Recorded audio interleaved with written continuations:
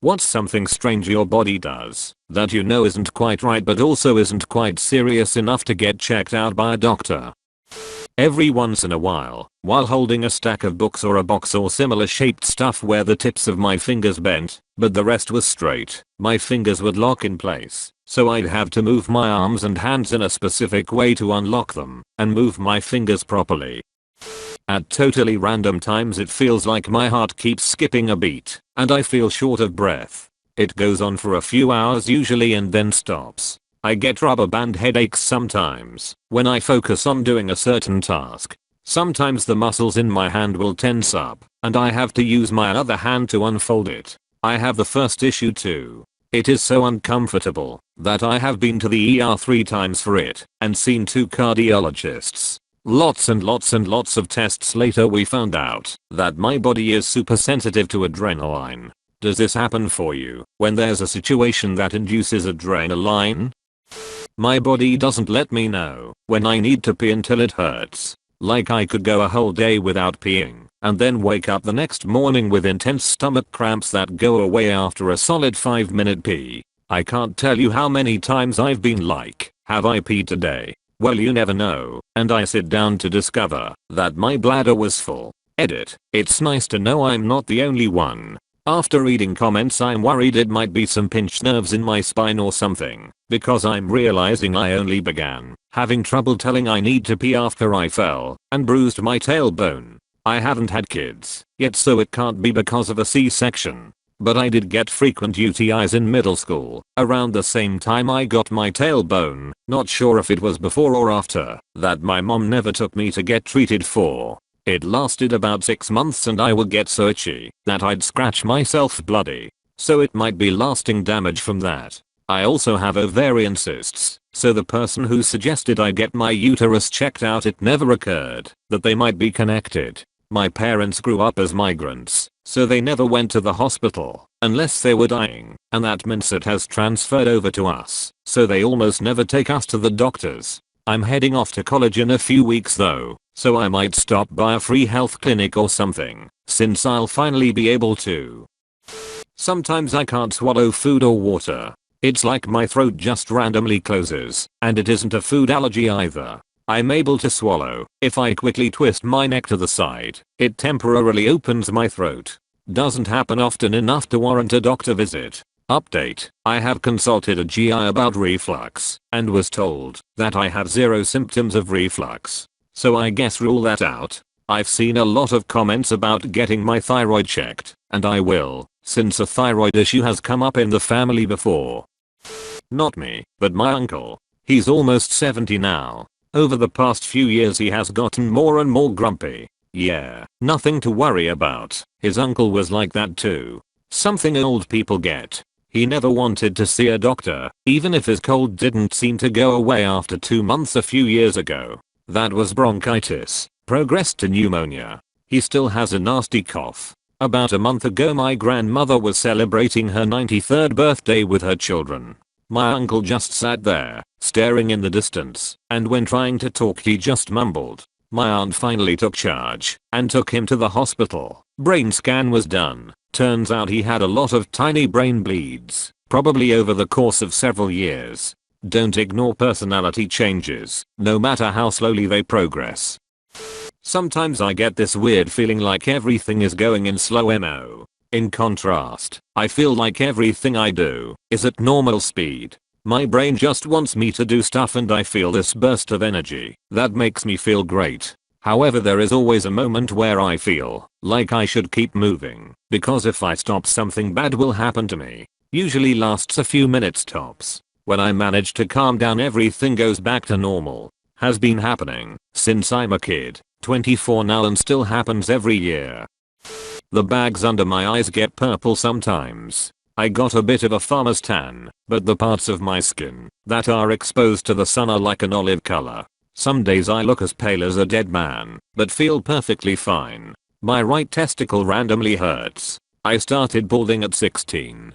Sometimes it feels like my heart skips a beat, but that actually went away. I hear people arguing when I try to fall asleep. Well, every once in a while my eyes will go blurry and I can't see for a few seconds. I've learned to wait it out, but it seriously freaked me out when I was younger, but from what I know it's basically harmless. By the way, I have 20/20 vision, so it's not my eyesight getting worse over the years.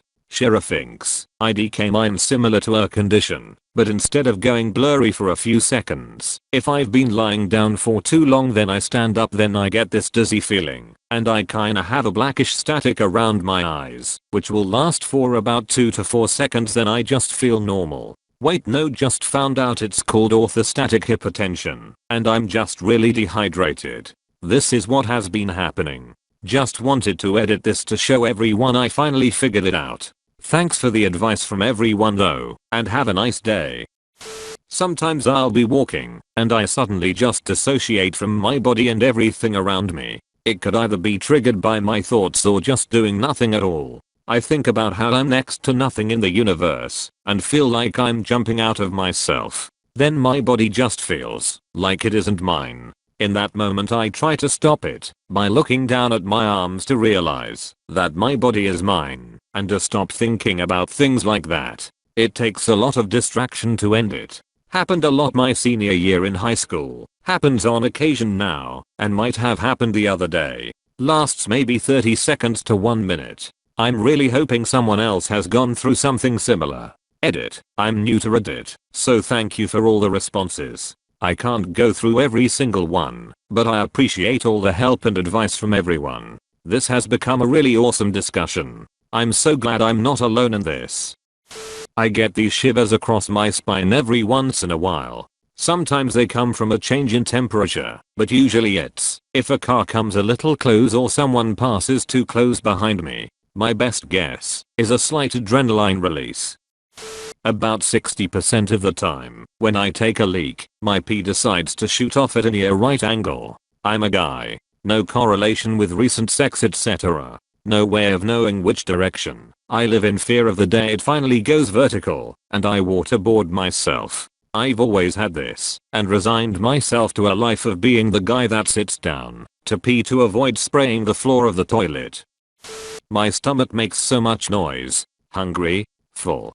Doesn't matter, just weird audible squeaky / whistly / gurgle noises all of the time. Like there have been times when my husband is across the room and he can hear my weird tummy talking. I also am very irregular and get horrible stomach cramps, dizziness, heart palpitations, and get overheated almost every time I go to the bathroom. This however is a bigger problem and I have a doctor's appointment next week. I yawn all day, no matter how much sleep I get. I'm otherwise very healthy, except lots of stress and trauma, woohoo. Edit. This blew up overnight. Thank you all for your replies. More about me. I have depression, anxiety, and PTSD. I'm not on antidepressants. I have been on them, and still yawned all day. I take vitamin D every day. I do not have asthma. Otherwise I'm physically healthy. I eat well, plenty of nutrients, exercise, etc. The yawning usually gets really bad when I try to do something productive, e.g., study or even just to a hobby I enjoy, or get into a conversation with someone.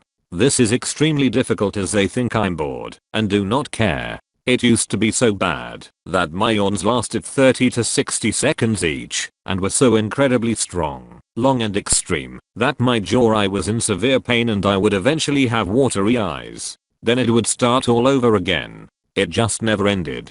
That was back when I was being severely abused. I just assumed it's a little better now as I'm in a healthier situation. IDK. I will speak to my psych about narcolepsy, and sleep apnea. I always assumed it was just stress. Counselor thinks so. I will also notify my GP next week. IDK if this counts, but sometimes I'll see random images in a dream or they will just appear to me, and I'll forget them in a few seconds, and never think twice. Then about a few weeks later I see the exact image and immediately remember it. I thought it was déjà vu, but it happens so frequently it's gotten to the point where I have predicted the future before in some cases. I can't be the only one, right? Years of gaming have made me a master of staring competitions. but if I stare at something long enough without blinking and let myself zone out a bit, my brain seems to stop receiving peripheral vision input and an entire room will look like the small patch in front of me. Think looking at a pattern of floor tile in the bathroom and slowly a wall, tub or even my legs directly below you just become more tile. If a noise I expect to hear doesn't hit the exact time I'm expecting it to, like seeing someone close a car door, I feel extremely off and almost dizzy. Never been able to describe it correctly or had any luck figuring out if this has happened to anyone else. Another example is if the bass in a song doesn't hit when I expect it to. Having had been diagnosed with autoimmune diseases, tell your doctor everything, even the dumb stuff. You can't solve the puzzle with half the pieces missing, and just because they're small doesn't make them any less important. Either there's nothing wrong with you, or you've just saved your own life and or years of serious discomfort. Like seriously, you don't think it's important until it's too late, and at that point you've created an established history that's missing some surprisingly serious clues and cues from your body, and it's very hard to convince a lot of insurances that suddenly you have this systemic issue that at the very least needs diagnostic attention. Tell your doc everything.